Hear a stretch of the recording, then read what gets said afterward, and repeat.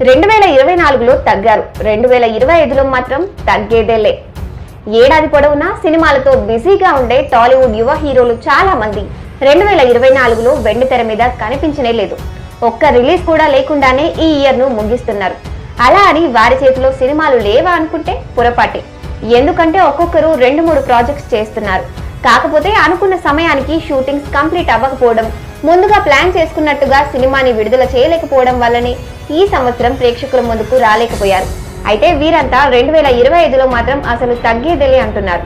1-2 సినిమాలు అందించడానికి రెడీ అవుతున్నారు. అక్కినేని నాగచైతన్య గత ఏడాది కస్టడీ సినిమాతో పరాజయాన్ని మూటగట్టుకున్న యువ సామ్రాట్ అక్కినేని నాగచైతన్య ఆ వెంటనే తండేల్ మూవీతో బిజీ అయిపోయారు.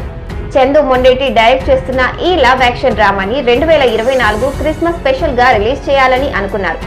కానీ షూటింగ్ పెండింగ్ లో ఉండటంతో వచ్చే ఏడాది వ్యాలంటైన్స్ డే వీక్ లో ఫిబ్రవరి 7వ తేదీ